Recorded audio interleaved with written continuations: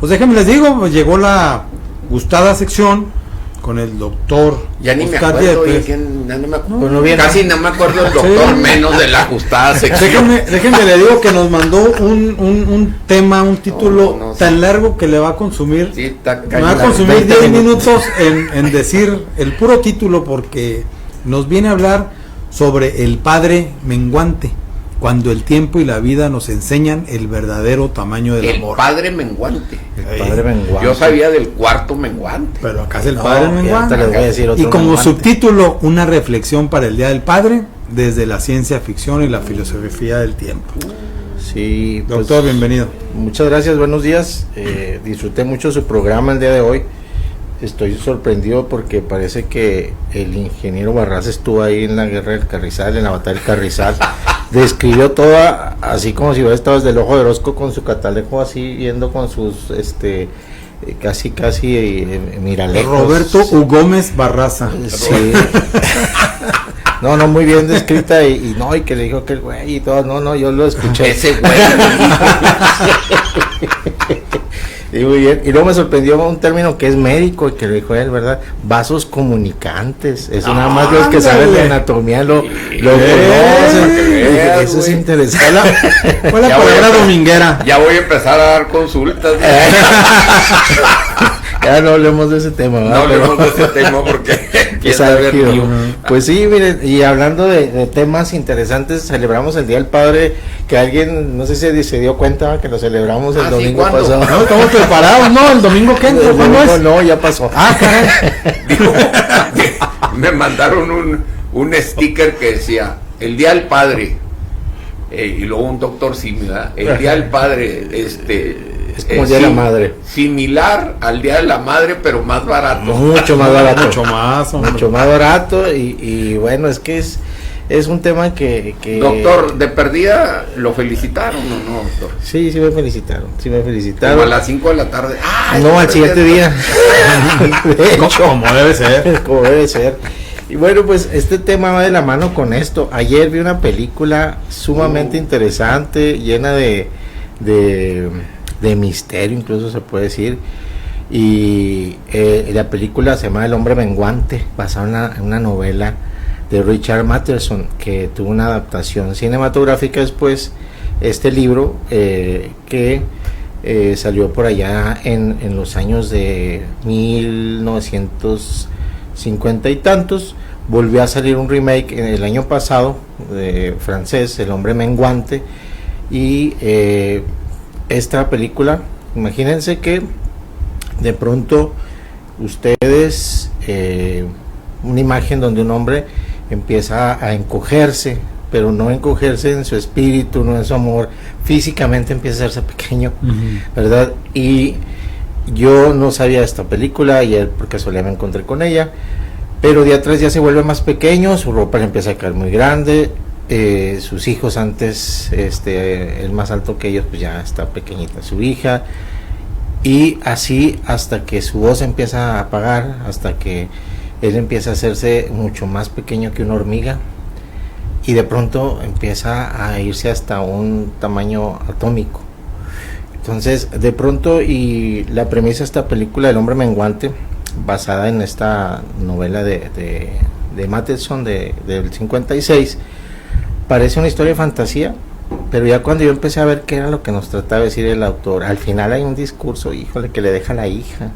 El hombre menguante ya no existe, pero sabe que existe. O sea, ya no se ve, pero él sabe que existe en la naturaleza. Y es donde precisamente ahorita vamos a ir profundizando en este tema. Él le deja un mensaje a la hija, ¿verdad? Que dice: aquí estaré siempre, siempre voy a estar aquí como tu padre. Entonces, eso es un desafío que nos invita a entender que el padre siempre va a existir en las enseñanzas. Porque el padre, queridos oyentes, es algo importante saber que quiere ser enorme siempre, quiere estar ahí presente, quiere ser el gigante que protege, que provee, que resuelve, quiere ser el pilar que no tiembla, pero la vida, el tiempo, las circunstancias, todo conspira para de pronto hacer sentir pequeño a ese hombre, y ahí es donde tenemos que sacar la casta, ¿no? Porque funcionando esa historia y otra muy interesante sobre el tiempo de este libro que estoy leyendo y que me tiene muy ensimismado en el tiempo como lo debemos de conocer nosotros, y no como lo vendieron a través de la historia los que necesitaban el tiempo, ¿va? Como la revolución industrial en ese caso, que es el libro de Oliver Burkeman. Oliver Burkeman es el autor de este libro de 4000 semanas. Es el libro de 4000 semanas.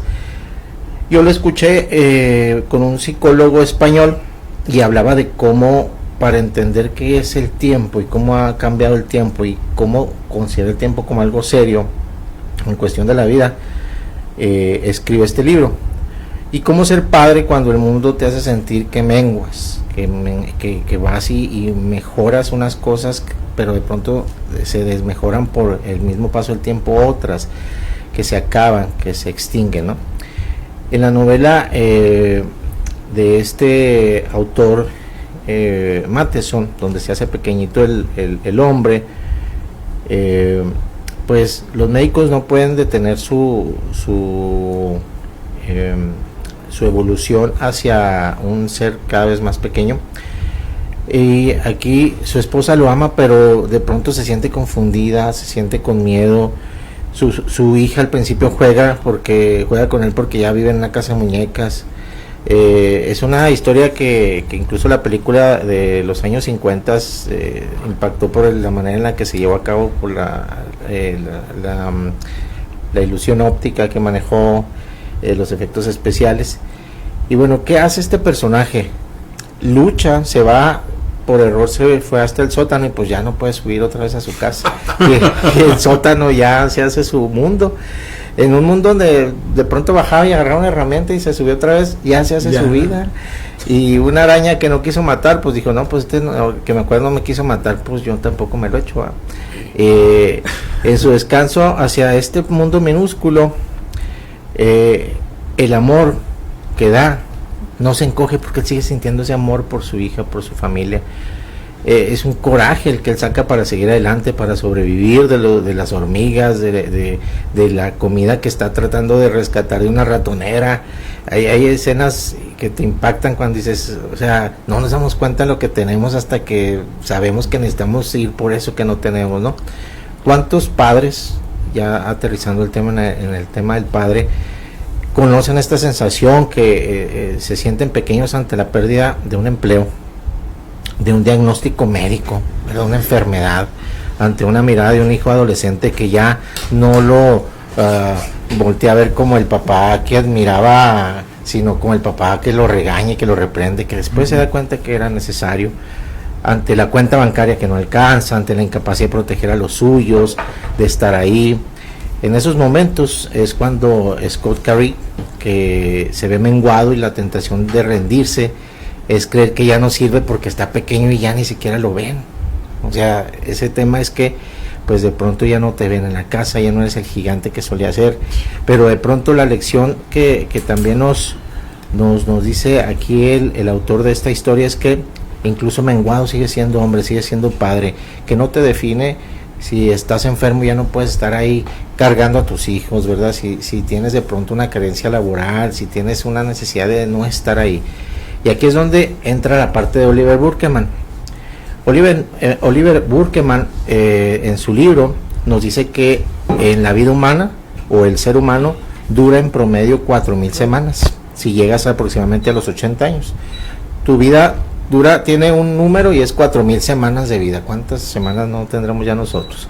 No hay más. Ese es un número en promedio para el promedio de vida actual de 80 años, y es un número tan mínimo cuando lo vemos, 4000, y ahí están, que pues debemos de pensarlo, ¿no? Y sin embargo pues vivimos como si tuviéramos una eternidad. En el libro nos refiere que para ser padre perfecto, para ganar más dinero, para resolver problemas, para estar siempre disponibles, no va a haber mucho tiempo. Hay un capítulo que me llamó mucho la atención, de los primeros de hecho, que algunos críticos dicen se extiende mucho en el prólogo, pero cuando ya terminas de leerlo y empiezas a leer lo demás, ya le entiendes a lo demás. O sea, es muy inteligente esa parte, ¿no? Burkeman en su libro tiene un capítulo que se llama El fin de la eternidad, y ahí hace un recorrido sobre la historia del tiempo. Nos dice que antes de que existieran los relojes mecánicos teníamos un tiempo prácticamente inexistente, era un recurso nada más que pasaba sin darnos cuenta, un medio en el que vivíamos. Y cuando, por ejemplo, los monjes medievales necesitaban sincronizar sus rezos y la revolución industrial necesitó coordinar a los trabajadores en sus actividades, el tiempo pues se convirtió en algo abstracto, necesariamente medible y sobre todo, y muchos lo han de sentir, controlable, ¿verdad? Este autor nos dice que cuando el tiempo pasa a considerarse algo abstracto, es natural empezar a tratarlo como si fuera un recurso. Entonces ese recurso hace que se pueda vender, que se pueda comparar, que se pueda negociar con él y se puede emplear de muchas formas posibles, y es un mineral prácticamente el tiempo, porque te pagan por tiempo, por ejemplo. ¿Y qué pasa entonces? Que el padre, el hombre, empieza a sentir o a medir su valor en función de cuán eficientemente usaba su tiempo. Si trabajaba más horas, era mejor padre, estaba más tiempo con sus hijos, si ganaba más dinero, si era mejor proveedor, si no tenía un tiempo perdido, si era un hombre en sí de verdad que lo valorara la familia por el tiempo, ¿no? El problema de intentar controlar el tiempo, dice el autor de este libro de 4000 semanas, es que el tiempo acaba controlándote a ti, definitivamente. ¿Y cuántos padres, radioescuchas que nos están ahorita sintonizando, pues han sacrificado su presente, su compañía, su risa, un abrazo, un momento de futuro? ¿O cuántos han dicho, pues no, ahorita no puedo, luego jugamos, luego hacemos esto, aquello? Y ese tiempo, pues esa eternidad que creíamos tener se suma porque tenemos 4000 semanas. Y los hijos crecen y el reloj no se detiene.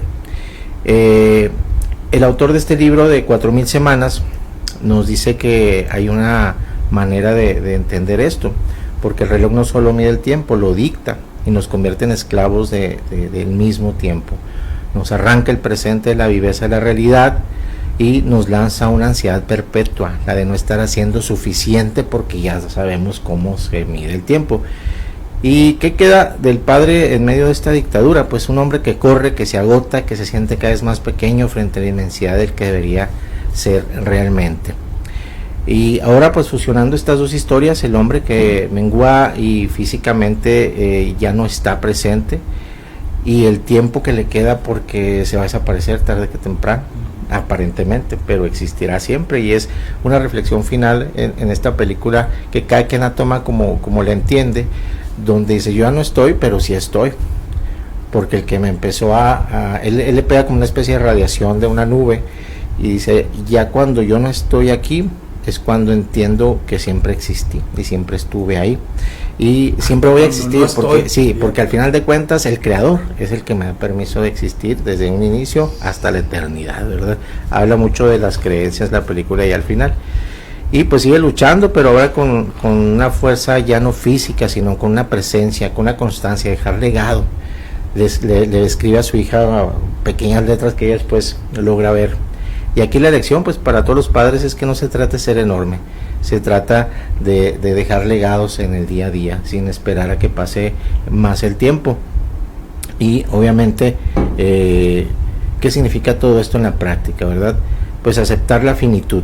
Dice el autor del libro, Oliver, que aparte de que la vida dura 4000 semanas y que no hay más, hay que aceptar que esto no es derrotista, que es liberador, porque te permite soltar ilusión de que algún día tendrás tiempo para todo y sabes que hay un límite y puedes pues calcular para saber cuáles son tus metas en la vida. Te obliga a preguntarte qué es realmente importante en las semanas que me quedan y dejar de medir tu valor por la productividad.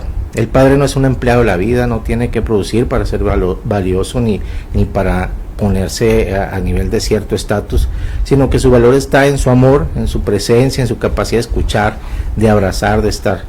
Un padre que no gana mucho dinero, pero está presente, un padre que vale más también por lo que enseña de pronto con algunas pláticas o diálogos, reconciliarnos con lo que podemos controlar, ¿verdad? No ser un padre que de pronto pueda detener el envejecimiento o la enfermedad, sino un padre que pueda elegir cómo vivir los procesos a los cuales se está enfrentando también es necesario, porque esta figura del padre ha venido mutando a través de la historia, y de acuerdo a que la madre pues siempre ha tomado, y la mujer ha tomado un papel pues de empoderamiento muy justo hasta cierto punto y muy necesario también, pero pues eso hace que de pronto el padre, la figura del padre sea el clásico autoridad, que no haces más que ser el regañón, etcétera, y hasta la mamá no te dice, vas a ver ahorita que venga tu papá, sí. Y ella no lo hace, ¿verdad? Pero porque quiere guardar esa imagen inconscientemente de amor y de abrigo.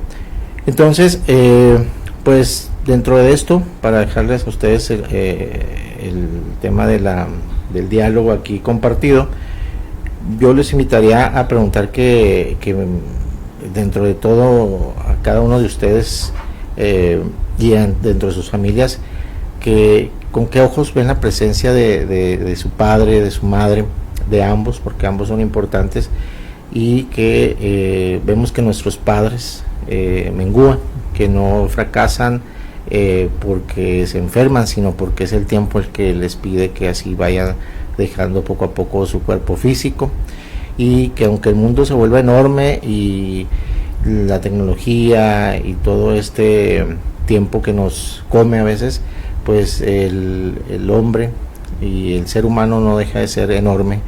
La grandeza no está en el tamaño, sino en el corazón y en las enseñanzas que nos dejan. Y a los padres que están escuchando y que no les regalaron nada, no se preocupen, ¿verdad? No necesitan ser gigantes, no necesitan ser superhéroes como nos venden la mercadotecnia, no necesitan tener todas las respuestas, no necesitan estar ahí para dar solución a todo, sino que necesitan estar, simplemente estar. No necesitan controlar el tiempo, sino vivirlo como tal, porque como dice el autor de este libro de 4000 semanas, Oliver Burkeman, que no es un recurso para gastar, es la tela con que tejemos nuestra historia, nuestros días, nuestras relaciones, y cada puntada de esa tela, cada instante presente es un acto de amor. Y cierro con una frase de la novela que nos inspiró, que dice: no importa cuán pequeño te vuelvas, siempre hay espacio para el amor y para dejar una huella invaluable que crecerá con el tiempo. Híjole, pues, ¿cómo la ves, papá? No, hombre, mejor no nos hubieran regalado nada. Ahora vino a empequeñer, a hacernos más pequeños, a menguarnos. Y fíjate que sí, tu reflexión es profunda. Mientras hablabas te pones a pensar, y sí es cierto, o sea, el tiempo se va acabando, tu tamaño se va reduciendo, y qué estás dejando, ¿no? Al final de cuentas, y es esa parte del proceso que tienes que empezar a ir soltando, ir dejando esa parte, ¿no? Sí. Está bien importante la reflexión, porque te plantea dos preguntas. O sea, como padre de familia o como papá, pues tienes dos alternativas, creo yo. Una es estar presente en todos los ámbitos familiares, ver el crecimiento de los hijos, estar pues en todos los momentos importantes de la familia participando. Esa es una, y bueno, pues yo creo que es la que todos quisiéramos tener. Pero hay otra que también es una realidad. El padre que se enfrenta a las condiciones de la vida, a las dificultades, el salir a proveer todo lo que la familia necesita, educación, techo, vestido, alimentación, salud, y que a veces esa lucha por conseguir esas cosas para la familia, a veces tú no lo quieres o no lo deseas, pero no tienes ese tiempo para estar presente siempre en esos momentos importantes, en esas fechas de cumpleaños, en ese abrazo que a veces el hijo necesita, y tú no puedes estar ahí porque estás haciendo lo otro. Entonces, qué difícil es completar las dos facetas, ¿no? El del proveedor, estoy hablando del proveedor responsable, que está enfrentándose muchas veces a la vida, enfrentándose a los problemas del día a día y teniendo a la familia en una burbuja, o sea, diciendo, yo cargo, cabrón, yo me la rifo, y sabes que afuera están los negocios de la fregada, o que te fue mal esa semana, o que no completaste, o ve tú a saber, o que te sientes enfermo, pero sin embargo tienes el compromiso de los hechos, de proveer, de estar suministrando. Ahí yo diría, ¿cómo evaluar el amor del padre? Decir, es que este vato no está, quiere decir que no nos quiere, o que no nos valora, o no, es que sí está siempre, pero no nos ama mucho, pero tenemos esta carencia y esta otra, y entonces ese balance, qué difícil, que la verdad es una bronca difícil en ese aspecto. Y en el otro es que efectivamente de repente estás consciente de que tu familia creció, de que todo aquello que te esforzaste está dando frutos, que ya pueden volar, pero tú cada vez te haces más pequeño, y entonces ya no se escucha tu voz tanto. Ya no se escucha tu voz tanto, ya no tienes autoridad tanto, pero ya no la tienes porque fuiste el artífice de darles todas las herramientas para que volaran, y puede ser que no lo reconozcan, o sí lo reconozcan, no sabemos. Lo importante es dejar el legado.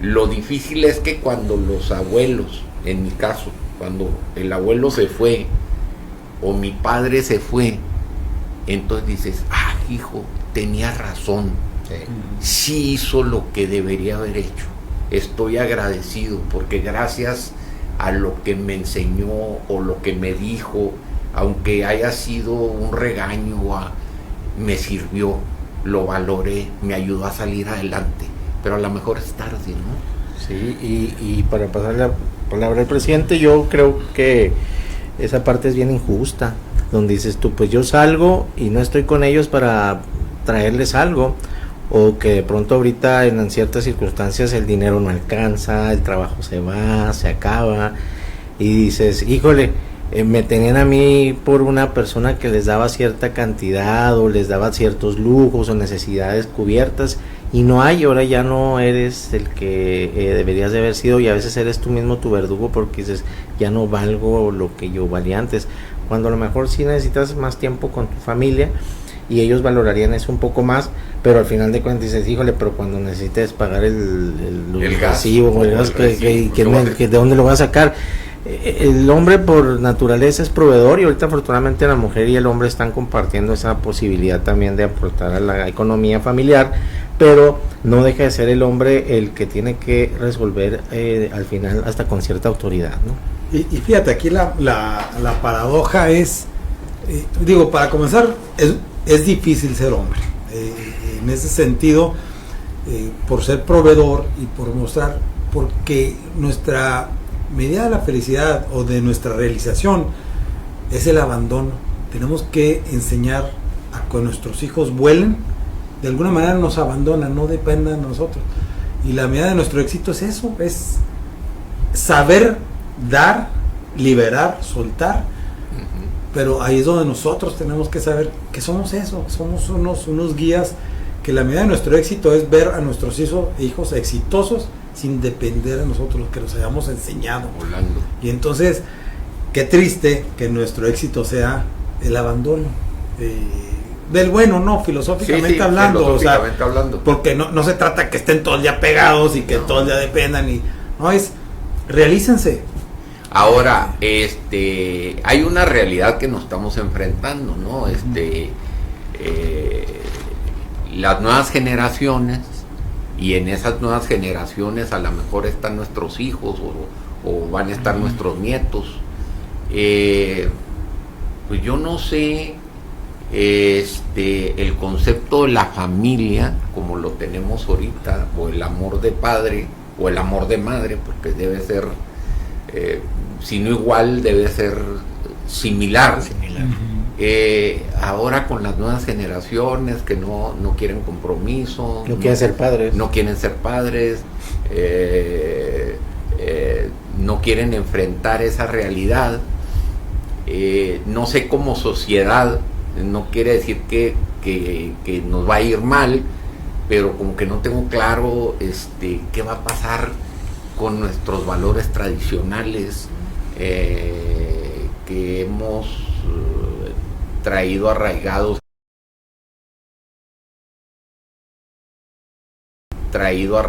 al menos la cultura mexicana por siglos. ¿Qué va a pasar ahora? Que ya los jóvenes no quieren compromisos, no quieren formar familia, viajan de un lugar a otro, se van de un país a otro, de una cultura a otra.